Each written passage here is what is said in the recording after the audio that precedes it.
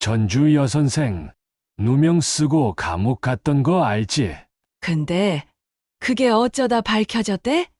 시고르자 부종, 그 똥개 있었잖아. 그 동계가 증거를 목줄에. 걔가 사람을 살렸다고? 진짜야. 그날 밤 전주천 벤치 밑에서 시작됐대.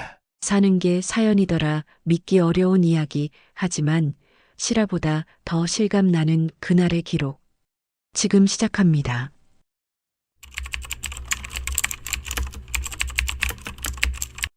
전주교도소 병동의 창문으로 비치는 여명이 최지안의 창백한 얼굴을 비췄습니다. 3년 전 한 아이의 목숨을 앗아간 학교 급식 사건의 주범으로 낙인 찍혀 무기징역을 선고받은 42살. 미술교사는 이제 그림자 같은 존재가 되어버렸어요. 선생님, 오늘은 약 드실 시간이에요. 간호사가 말했습니다. 지아는 반응 없이 천장만 바라보다 속삭이듯 중얼거렸죠. 그게 밤이 좀 보고 싶습니다. 간호사는 그 말을 들을 때마다 가슴이 먹먹해졌어요. 매일 같은 말만 세 번째 해를 맞으며 지안의 눈빛은 점점 더 생명력을 잃어갔습니다. 한때는 전주에서 꿈의 교사로 불리던 여선생이 이제는 죄인으로 남은 시간을 보내고 있었죠. 혹시 밤이가 저를 기억할까요? 지안의 목소리에는 눈물이 섞여 있었어요. 간호사는 애써 미소 지으며 약만 건넸습니다. 그럼요, 틀림없이 기억할 거예요. 그 순간 전주 시내의 한 아파트 창가에서는 서윤아가 불안에 떨며 전화기를 붙들고 있었어요.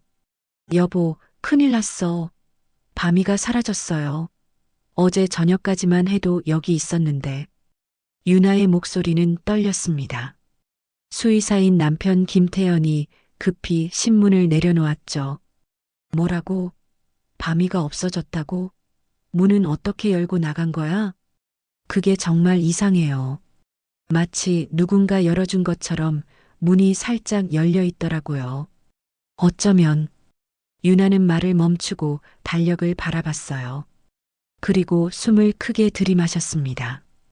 어제가 지안이 병동으로 옮겨진 날이었어. 태연은 아내의 눈을 똑바로 쳐다보며 심각한 표정을 지었어요. 걔가 그걸 어떻게 알아? 설마. 정말로? 걔는 말을 못해도 사람보다 마음을 더 잘 읽는다잖아요. 지안이 늘 말했죠. 밤이는 내 분신이라고. 윤아의 목소리가 떨렸습니다.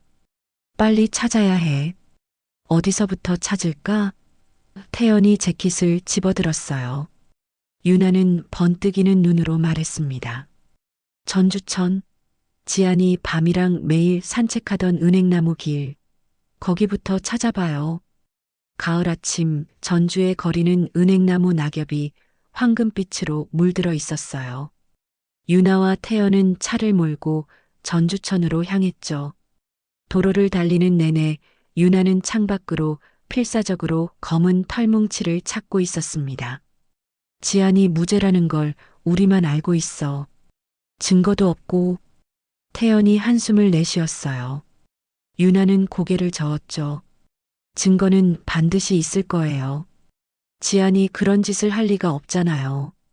그날 급식실에 들어간 건 지안이 아니라 다른 누군가라고 지안이 계속 말했어요.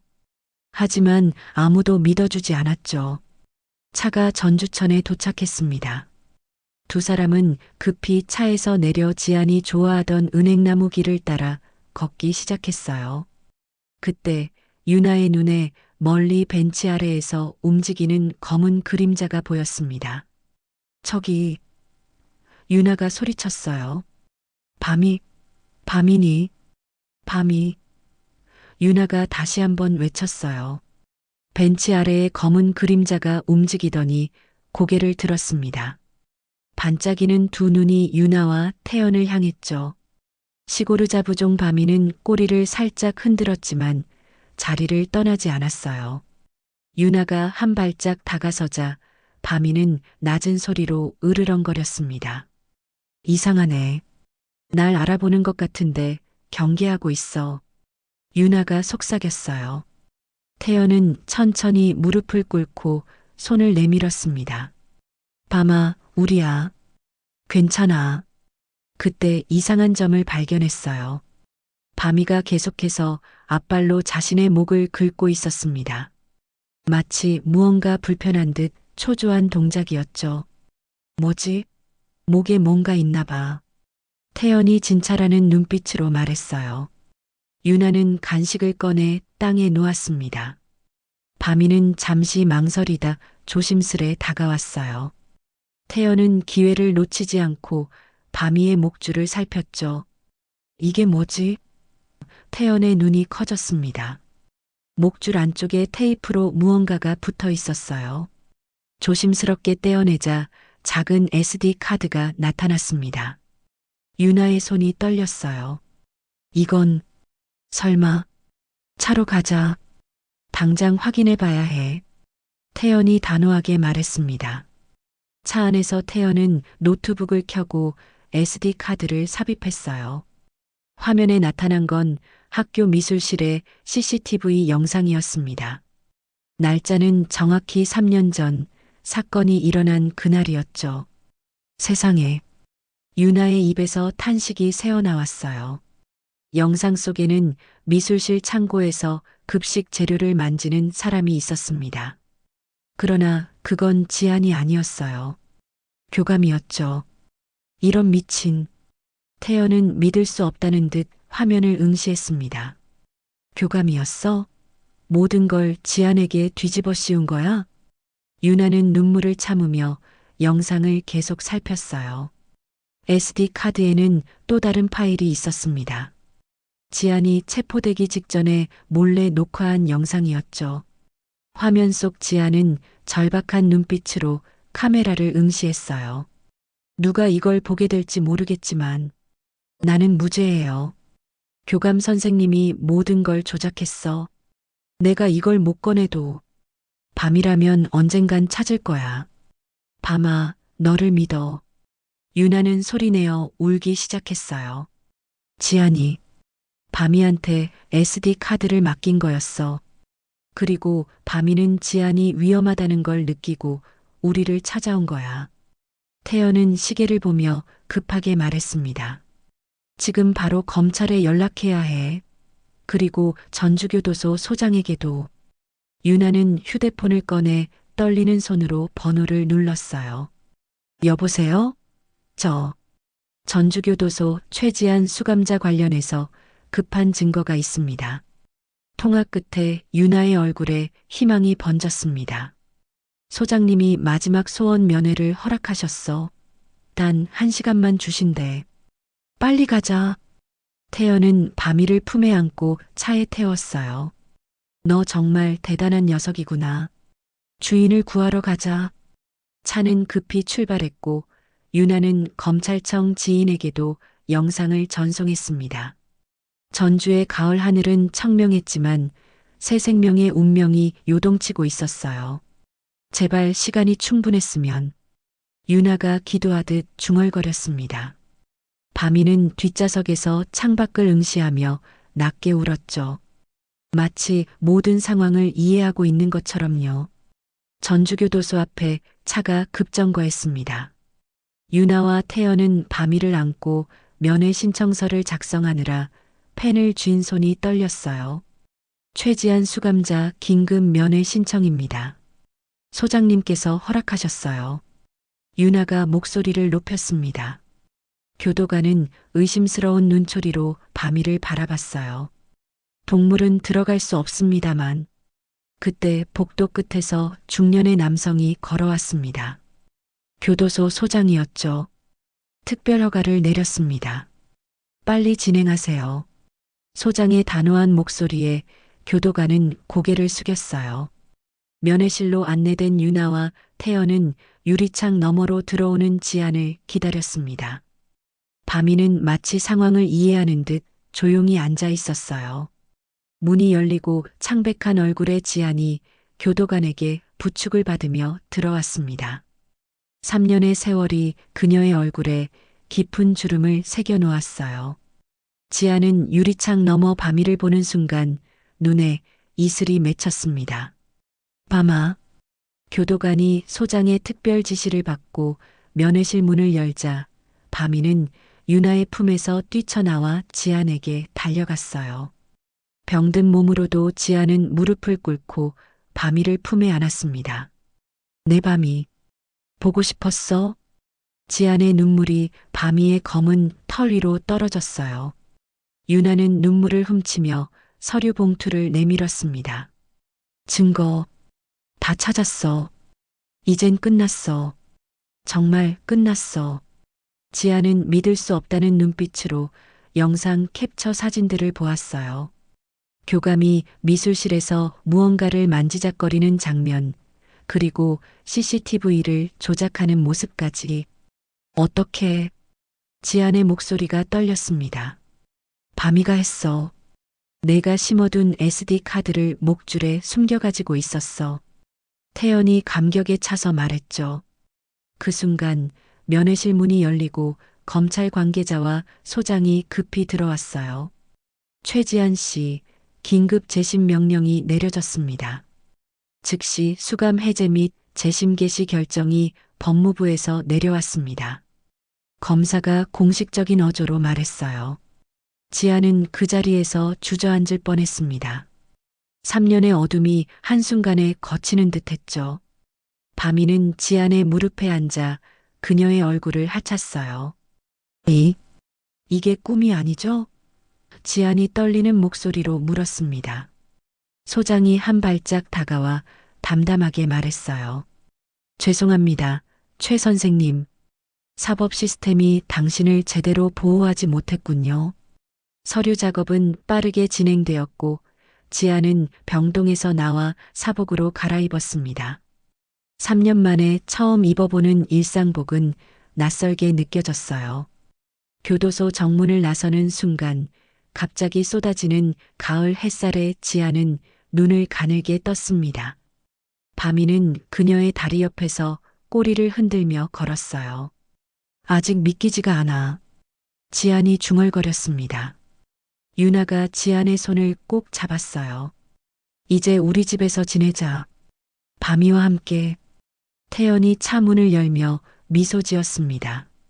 진실은 결국 드러나는 법이지. 차는 전주의 가을 풍경 속으로 달려나갔어요. 지아는 창밖으로 펼쳐진 자유로운 세상을 바라보며 밤이의 머리를 쓰다듬었습니다. 내가 널 잊은 줄 알았니? 미안해, 밤아. 지안의 속삭임에 밤이는 그저 얼굴을 하차주었죠.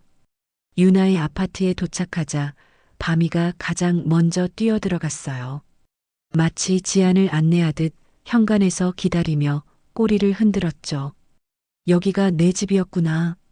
지안은 쓰린 미소를 지으며 밤이의 침대와 장난감들을 바라봤습니다. 유나는 부엌으로 달려가 따뜻한 차를 준비했어요. 처음엔 밤이가 너무 울어서 걱정했는데 시간이 지나면서 적응하더라고. 하지만 내 사진만 보면 항상 꼬리를 흔들었어. 지아는 소파에 앉아 밤이를 무릎에 안았습니다. 손길이 닿자 밤이는 눈을 지그시 감았어요. 3년의 이별이 단 한순간에 녹아내리는 순간이었죠. SD 카드. 어떻게 생각이 났어? 태연이 물었습니다. 지안의 눈빛이 어두워졌어요. 체포되기 직전 교감이 내 교실에 들어와 모든 증거를 없애는 걸 봤어. CCTV까지 조작하더라고. 그때 난 이미 감시당하고 있었고 마지막 수단으로 비상용 CCTV 영상을 SD 카드에 옮겼어. 그런데 어떻게 밤이한테 맡긴 거야? 유나가 놀란 눈빛으로 물었습니다. 지아는 밤이의 목줄을 쓰다듬었어요. 밤이는 특별해. 경찰이 오기 전 내가 지키기라고 명령하면 중요한 물건을 지키는 훈련을 했거든. SD 카드를 목줄 안에 숨기고 지키기라고 말했어. 그리고 무슨 일이 있어도 너한테 가라고. 태연과 유나는 놀란 눈빛을 교환했어요. 밤이가 그토록 영리할 거라고는 상상도 못했습니다. 그런데 왜 3년이나 기다린 거야? 왜 진작 오지 않았어? 태연이 고개를 갸웃했어요. 지안이 쓴웃음을 지었습니다. 밤이는 내 마지막 명령을 기다렸을 거야. 내가 병원에 입원했다는 소식을 어떻게 알았는지 모르겠지만 그제서야 임무 완수 신호로 받아들인 것 같아. 밤이는 마치 대화를 이해하는 듯 지안의 얼굴을 물끄러미 바라봤어요. 그 눈빛에는 세상 모든 지혜가 담겨 있는 듯 했습니다. 다음 날 아침, 지안은 오랜만에 평화로운 잠에서 깨어났어요. 창문으로 들어오는 햇살이 너무 눈부셔 잠시 현실감을 잃었습니다. 그때 밤이가 침대 위로 뛰어올라 지안의 얼굴을 하찼어요. 좋은 아침, 밤아. 지안이 웃었습니다. 아침 식사 후 유나가 제안했어요. 오늘은 전주천변을 걸어볼까? 날씨도 좋은데. 지안은 잠시 망설이다 고개를 끄덕였습니다. 세상 밖으로 나가는 것이 여전히 두려웠지만 밤이가 용기를 주었어요. 전주천변의 은행나무 길은 황금빛 낙엽으로 물들어 있었습니다. 지안은 밤이와 함께 천천히 걸으며 깊은 숨을 들이마셨어요. 자유의 공기는 달콤했죠. 저기 누가 오는 것 같은데. 유나가 갑자기 긴장한 목소리로 말했습니다. 멀리서 카메라를 든 남자가 다가오고 있었어요. 지역 신문 기자였습니다. 지안의 얼굴이 창백해졌어요. 최지안 선생님 맞으시죠? 석방 소식 들었습니다. 인터뷰 좀. 기자의 갑작스러운 등장에 지안은 본능적으로 뒤로 물러섰어요. 3년 동안 외부와 단절된 생활이 그녀의 몸에 깊이 배어 있었죠. 인터뷰는 사양하겠습니다. 유나가 단호하게 앞을 막아섰습니다. 하지만 기자는 물러서지 않았어요. 최 선생님, 교감 선생님이 체포되었다는 소식 들으셨나요? 지금 전주가 발칵 뒤집혔습니다. 지안의 눈이 커졌어요. 체포 되었다고요? 그때 밤이가 갑자기 으르렁거리며 기자 앞으로 나섰습니다. 평소와 달리 공격적인 자세로 기자를 향해 짖기 시작했죠. 이런 개가. 기자가 뒤로 물러섰어요. 태연이 밤이의 목줄을 잡았습니다.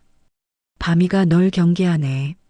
지안이 아직 준비가 안 되었으니 다음에 연락하는 게 어떨까요? 기자는 마지못해 명함을 내밀고 돌아갔어요. 지안은 떨리는 다리로 벤치에 앉았습니다. 괜찮아? 유나가 걱정스레 물었어요. 지안은 밤이를 품에 안으며 고개를 끄덕였습니다. 단지 모든 게 너무 빨리 진행되는 것 같아. 교감이 정말 체포된 거야? 태연은 스마트폰으로 뉴스를 검색했어요. 맞아. 어젯밤에 체포됐대. SD 카드 영상이 결정적 증거였고 검찰이 전격 수사에 들어갔다네. 밤이는 지안의 무릎에 앉아 그녀의 손을 핥아주었어요. 마치 이제 괜찮아라고 말하는 것 같았죠. 밤이 널 보니 주인의 무고함을 증명하기 위해 특별 임무를 수행한 영웅 같구나. 태연이 미소 지으며 밤이의 머리를 쓰다듬었어요. 지안은 밤이를 바라보며 눈물이 맺혔습니다. 밤이 없었다면 난 영원히 감옥에 갇혀 있었을 거야. 그날 저녁 유나의 집으로 돌아온 세 사람과 밤이는 TV 뉴스를 보며 충격에 빠졌어요. 교감은 증거인멸 혐의까지 더해져 구속상태로 재판을 받게 되었고 지안의 무죄는 거의 확실시되었습니다. 전교생이 사망한 급식 사건은 교감 박모 씨가 학교 운영비를 횡령하고 이를 은폐하기 위해 계획한 것으로 드러났습니다. 앵커의 목소리가 거실에 울려 퍼졌어요. 지안은 그 소식을 들으며 몸을 떨었습니다. 그토록 오랜 시간 누명을 쓰고 고통받았는데 이제야 진실이 드러난 것이었죠. 지안아. 유나가 친구의 손을 잡았어요. 지안은 밤이를 품에 안고 속삭였습니다. 내가 포기하려고 했던 순간에도 넌 결코 포기하지 않았구나. 그날 밤 지아는 바미와 함께 유나의 게스트룸에서 잠들었어요. 바미는 지안의 가슴 위에 머리를 얹고 평화롭게 숨을 쉬었죠. 창문 너머로 보이는 별빛이 그 어느 때보다 밝게 빛났습니다. 다음 날 아침 지안의 휴대폰이 울렸어요. 검찰청에서 온 전화였습니다. 최지안 선생님, 석 달 후 재심이 잡혔습니다. 하지만 그 전에 예비 신문이 있으니 다음 주 월요일에 출석해 주시겠어요? 지아는 바미를 바라보며 용기를 냈어요. 네, 가겠습니다. 전화를 끊자 유나가 다가왔습니다. 무슨 일이야? 재심이 석 달 후래. 그 전에 예비 신문이 있대. 지안이 대답했어요. 유나는 밝게 웃었죠. 걱정 마. 이젠 진실이 우리 편이야. 검찰청 앞에 서자 지안의 다리가 떨렸어요. 지난번 이곳에 왔을 때는 수갑을 찬 채 들어갔던 기억이 선명했습니다. 바미는 특별 허가로 함께 들어갈 수 있었죠. 최 선생님, 이쪽으로 오세요. 젊은 여검사가 그들을 맞이했어요. 조사실은 냉랭했지만 여검사의 표정은 따뜻했습니다. 우선 이번 일로 겪으신 고통에 진심으로 사과드립니다. 국가가 무고한 시민을 제대로 보호하지 못했네요. 지아는 고개를 숙였어요. 바미가 그녀의 발치에 앉아 경계하는 눈빛으로 주변을 살폈죠. 이 아이가 유명한 밤이군요. 여검사가 미소 지으며 바미를 가리켰습니다. SD 카드를 지켜낸 영웅이라고 들었어요. 바미는 자신의 이름을 듣자 귀를 쫑긋 세웠어요. 지아는 바미의 머리를 쓰다듬었죠. 영상 증거는 완벽합니다. 여검사가 파일을 펼쳤어요. 교감 박진호는 이미 대부분의 혐의를 시인했어요. 학교 급식 예산 3억 원을 횡령하고 그 증거를 없애기 위해 그는 정말 끔찍한 짓을 저질렀습니다. 지안의 눈에 눈물이 고였어요. 그날 미술실에서 본 걸 말했지만 아무도 믿어주지 않았어요. 여검사가 깊은 한숨을 내쉬었습니다. 당시 증거가 너무 철저히 조작되었어요. 박진호는 CCTV 영상까지 조작했고 당신을 완벽한 희생양으로 만들었죠. 바미가 갑자기 일어나 지안의 무릎에 앞발을 올렸어요. 지안의 눈물을 핥는 모습이 애처로웠죠. 이 아이가 3년 동안 SD 카드를 지키다니. 여검사의 목소리에도 감동이 묻어났습니다. 바미는 단순한 개가 아니에요. 내 분신이죠. 지안이 바미를 품에 안았어요. 예비 신문은 생각보다 빨리 끝났습니다. 지안과 바미가 검찰청을 나서자 갑자기 플래시 세례가 쏟아졌어요. 기자들이 모여 있었죠. 최 선생님, 3년 만의 자유 기분이 어떠십니까? 걔가 증거를 지켰다는 이야기가 사실입니까? 교감에게 하고 싶은 말은 있으신가요? 질문 세례에 지아는 얼어붙었어요. 그때 바미가 크게 짖으며 기자들 사이에 길을 열었습니다. 마치 경호원처럼 지안을 보호하는 모습이었죠. 지금은 인터뷰할 상황이 아닙니다. 태연이 단호하게 말하며 지안을 차로 안내했어요. 차 안에서 지안은 바미를 꼭 안고 눈물을 흘렸습니다. 고마워, 바마. 내가 없었다면 난 영원히 그곳에서 나오지 못했을 거야. 유나는 운전석에서 미소 지었어요. 이제 어디로 갈까? 지안이 잠시 생각하다 말했습니다. 전주 한옥마을에 가고 싶어. 예전에 내가 아이들에게 그림 가르치던 곳. 태연이 고개를 끄덕였어요. 좋은 생각이야. 차는 전주 한옥마을로 향했습니다. 가을의 정취가 깊어가는 거리를 지나는 동안 지아는 창밖을 묵묵히 바라봤어요. 3년 전과 달라진 풍경, 그러나 여전히 남아있는 것들. 한옥마을 입구에 도착하자 바미가 먼저 창밖을 보며 흥분된 듯 꼬리를 흔들었어요. 이곳은 지안이 주말마다 아이들에게 그림을 가르치던 작은 공방이 있던 곳이었죠. 아직 있을까? 지안이 중얼거렸습니다. 한옥마을 골목길을 따라 걸으며 지안은 가슴이 떨렸어요. 바미는 마치 길을 기억하는 듯 앞장서서 그녀를 이끌었죠. 기와 지붕들이 늘어선 좁은 길을 바미는 망설임 없이 걸어갔습니다. 여기야. 지안이 오래된 한옥 앞에 멈춰 섰어요. 꿈꾸는 붓질이라는 간판은 사라지고 임대문의 종이가 붙어 있었죠. 유나가 지안의 어깨를 감쌌어요. 다시 시작할 수 있을 거야. 지안은 유리창을 통해 안을 들여다봤습니다. 3년 전 그대로의 모습이었어요. 먼지 쌓인 이젤들, 석고 모형들, 그리고 벽에 걸린 그림들 중 몇 개는 아직도 남아 있었죠. 들어가 볼까? 태연이 제안했습니다. 연락처로 전화를 걸자 놀랍게도 건물주가 바로 나타났어요. 노인은 지안을 보더니 눈이 커졌습니다.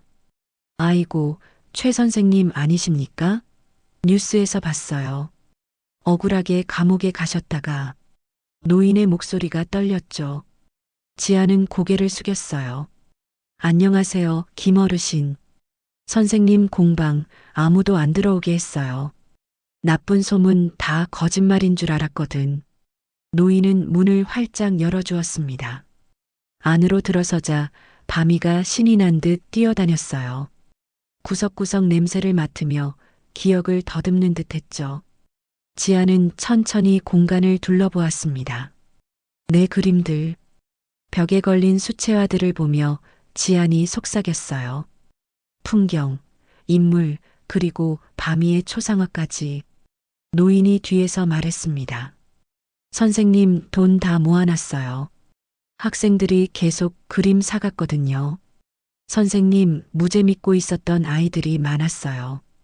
지안의 눈에서 눈물이 흘렀어요. 정말요? 노인은 서랍에서 통장을 꺼내 건넸습니다. 여기 다 있어요. 임대료도 석 달치는 미리 내놨어요. 선생님 돌아올 거라 믿었거든.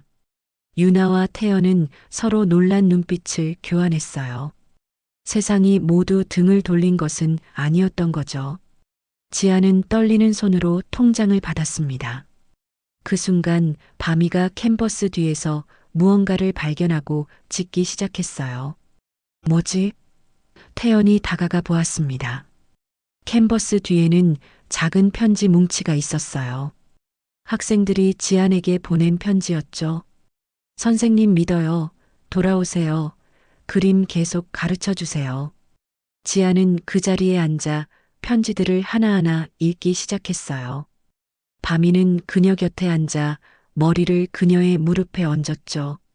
이걸 봐. 다들 나를 기다리고 있었어. 지안의 목소리가 떨렸습니다. 유나는 먼지 쌓인 창문을 열었어요. 가을 햇살이 오랜만에 공방 안으로 쏟아져 들어왔죠. 다시 시작하는 거야? 유나가 물었습니다. 지안은 공간을 둘러보며 고개를 끄덕였어요. 응, 다시 시작할 거야. 하지만 이번엔 조금 다르게. 그녀는 빈 캔버스를 집어들고 이젤에 올려놓았어요. 붓을 들어 천천히 선을 그리기 시작했습니다. 바미의 모습이었죠. 그러나 단순한 개의 모습이 아니라 영웅의 자세로 당당하게 서 있는 밤이었어요. 이건 뭐야? 태연이 그림을 들여다보았습니다. 지아는 미소 지었어요. 바미의 눈으로 본 세상이라는 전시회를 열 거야. 걔가 어떻게 인간의 삶을 구할 수 있는지 모두에게 보여주고 싶어. 석 달 후 전주지방법원 앞은 인파로 가득 찼어요. 지안의 재심 선고가 있는 날이었죠. 취재진들이 카메라를 들고 몰려들었고 시민들은 플래카드를 들고 지지를 보냈습니다. 무죄를 선고하라. 정의는 승리한다. 지안은 정장을 입고 법정으로 향했어요. 바미는 특별 허가로 함께할 수 있었죠. 검은 리본을 단 목줄을 하고 당당히 걸어가는 바미의 모습에 카메라 플래시가 연신 터졌습니다. 저 개가 증거를 찾아낸 영웅 개인가요? 한 기자가 외쳤어요. 지아는 대답 대신 밤이의 머리를 쓰다듬었습니다. 법정 안으로 들어서자 긴장감이 감돌았어요. 재판장이 입장하고 모두가 숨을 죽였죠. 피고인 최지안에 대한 재심 선고를 시작하겠습니다. 지안은 떨리는 손으로 밤이의 목줄을 꼭 잡았어요. 밤이는 마치 상황을 이해하는 듯 조용히 앉아 재판장을 바라봤죠. 본 재판부는 모든 증거를 검토한 결과 재판장의 목소리가 울려 퍼졌습니다. 피고인 최지안에게 무죄를 선고합니다. 법정이 술렁였어요. 지안의 눈에서는 눈물이 쏟아졌고 유나와 태연은 서로를 껴안았습니다. 밤이는 꼬리를 흔들며 지안의 발치에서 뛰어올랐어요. 또한 본 재판부는 국가가 무고한 시민에게 가한 고통에 대해 사과의 뜻을 전하며 즉각적인 복직과 명예회복 조치를 권고합니다. 재판장의 마지막 말에 방청석에서 박수가 터져나왔어요. 사람들은 기쁨의 환호를 질렀고 일부는 눈물을 훔쳤죠. 법정 밖으로 나오자 기자들이 몰려들었습니다. 최 선생님, 소감 한마디 부탁드립니다. 지아는 잠시 망설이다 밤이에게 먼저 인사했어요. 그리고 천천히 말을 이었습니다. 그날 밤이 없었으면 저는 이미 세상 사람이 아니었을 겁니다. 그 한마디가 모든 뉴스 헤드라인을 장식했어요. 걔가 구한 무고한 교사의 삶, 밤이와 여선생의 기적 같은 이야기. 한 달 뒤 전주 한옥마을의 작은 공방 앞에는 사람들이 줄을 서 있었습니다. 밤이의 눈으로 본 세상 전시회 개막일이었죠. 공방 안은 완전히 달라져 있었어요. 깨끗하게 정돈된 공간에 지안이 그린 그림들이 벽을 장식했습니다. 모두 밤이의 시점에서 바라본 세상이었죠. 감옥 면회실 목줄에 숨겨진 SD카드, 법정, 그리고 자유의 순간들까지.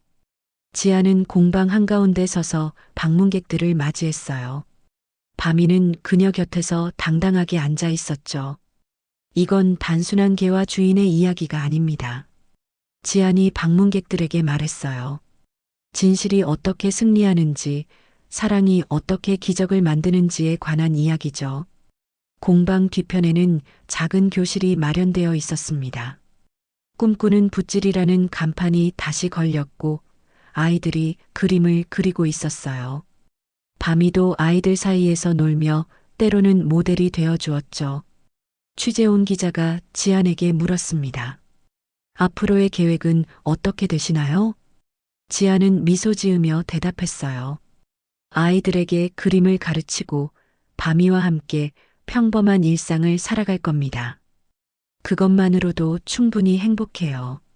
전시의 마지막 날, 지아는 가장 큰 그림 앞에 섰습니다. 전주천변에서 밤이와 함께 걷는 자신의 모습을 그린 그림이었죠. 그림 아래에는 짧은 글이 적혀 있었어요. 사람이 버린 사람을 개가 다시 살렸습니다. 세상에서 가장 따뜻한 기적이었지요. 유나가 곁에 다가와 지안의 손을 잡았어요. 진실은 결국 이기는 법이지. 지안은 고개를 끄덕이며 밤이를 바라봤습니다. 밤이는 그녀의 시선을 느끼고 고개를 들어 마주 보았어요. 그 눈빛 속에는 세상 모든 지혜와 사랑이 담겨 있었죠. 그래, 지안이 속삭였습니다. 진실은 아무리 늦어도 반드시 돌아오는 법이야. 한편의 이야기, 그리고 여러분의 마음속에 남을 여운. 사는 게 사연이더라. 다음 이야기로 돌아오겠습니다.